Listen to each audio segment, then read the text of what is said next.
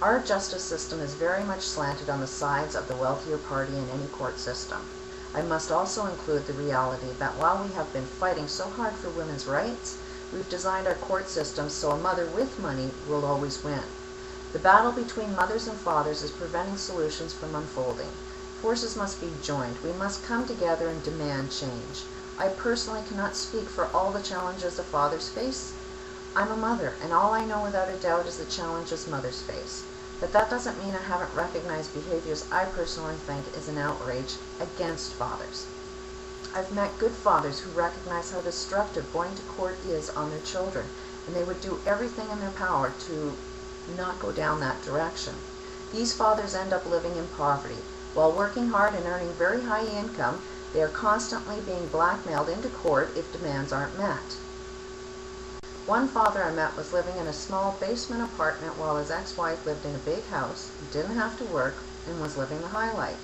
She blackmailed this father into paying for the child's hockey expense, something they couldn't afford when they were married, but once divorced, this mother felt she could spend money they don't have if she just manipulated the courts into giving her everything she demanded. This father would rather live in poverty, pay for the expenses he couldn't afford, just to avoid his children from living through a court battle. To me, this is wrong. I also worked in a factory, and I was privileged to conversations of mothers planning and scheming how they could drain their ex-husbands for more and more money. One mother was constantly going to bars, purchasing expensive items, hair extensions, and then using the words, "I'm taking my ex back to court to get some more money. After all, he can afford it."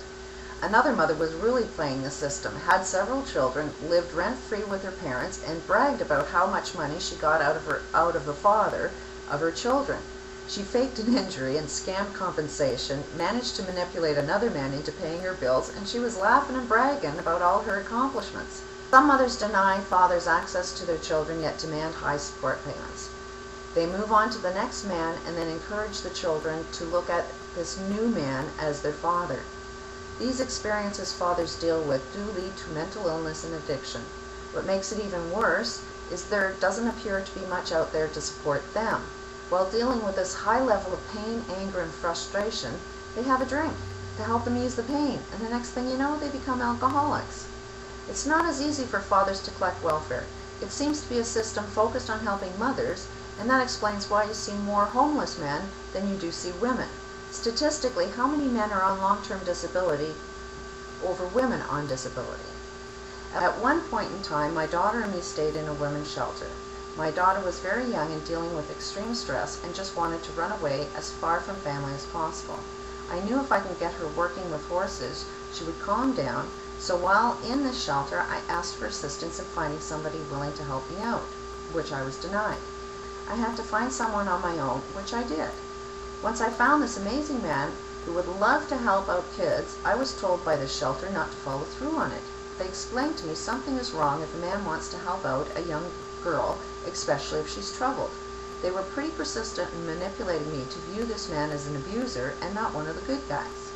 Now I realized as a victim I would be more than likely fall into the hands of another abuser. I'd be programmed into trusting the wrong person at all times. I personally can't live that way. In my own process of healing, I learned I don't have to trust in other people as long as I knew how to trust in myself. I consider myself to be an overprotective mother, so I trusted myself not to fall into the same patterns as my history. I did everything in my power to investigate this man and found him to be one of the good guys. As a result, this man pulled my daughter out of the challenges she was dealing with. She worked her butt off for free just so she could be around horses. In return, after she put in her time, this man gave her a future career goal. He taught her how to break a horse in 3 months, giving this child self-esteem, confidence, and a future direction. This proves that not all men are bad, yet women who experience abuse will perceive all good guys as being the bad guys, and this must stop. We are dealing with a perceived fear on both sides of the fence. Once a divorce starts, men talk with other men and warn them that women will take everything they've got, so defenses go up. Plans get planned out to ensure they aren't taken advantage of, and this only leads to a war. Women, on the other hand, cannot earn the same level of income as men while raising children full-time, especially if abuse is experienced. Women require a man to pay their bills, so they do have a tendency to go overboard, especially if they have money and can get away with it. Or they find the first man that can pay their bills and marry for money rather than for love. We cannot recognize both sides of the fence are destroying each other, and lawyers are laughing all the way to the bank. There is more motivation for lawyers to ensure this battle continues. After all, it's how they become wealthy. Now, I must point out that while I would love to join forces with fathers dealing with abuse, I'd like fathers to recognize that no abusive man actually feels he's abusive. There's one father who appears to have started a popular fathers group, and the man actually did nothing but let me know how abusive he truly is. While communicating with this father, we were sharing stories, and while explaining my story, I used the word controlling. This father demanded that I never use the word controlling.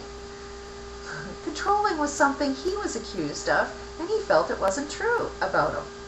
He kind of contradicted himself by trying to control the words I used to describe my own story. This man also went on and on about how mentally ill his ex-wife was. He put her down constantly.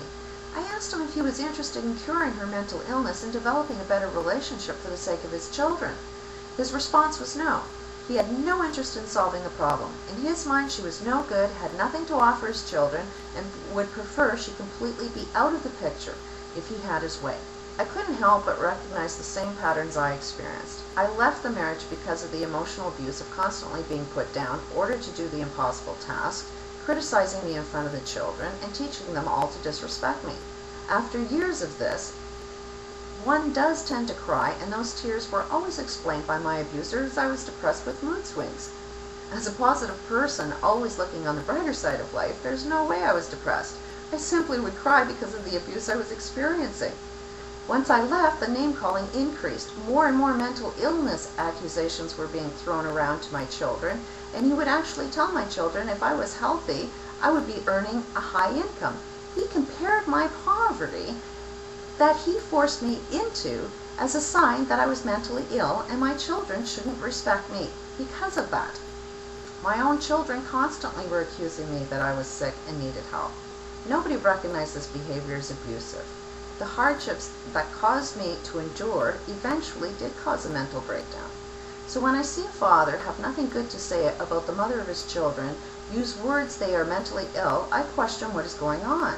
I can't imagine how upsetting it must be for this mother to deal with a man who can afford to put together a website designed specifically to make his ex-wife look and appear mentally ill. That must be crushing to her, and I trust without doubt she cannot get the help she needs to stop this controlling abuse.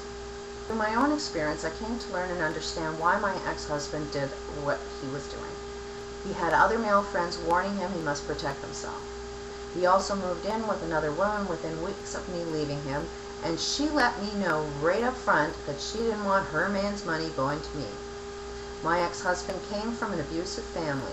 His own father had no respect for his children, so he never taught his children how to be respectful. My ex-husband no longer has a relationship with his children because he demands them to respect him, yet he has shown no respect towards his own children. My ex is creating everything he fears, and he can't recognize that reality yet.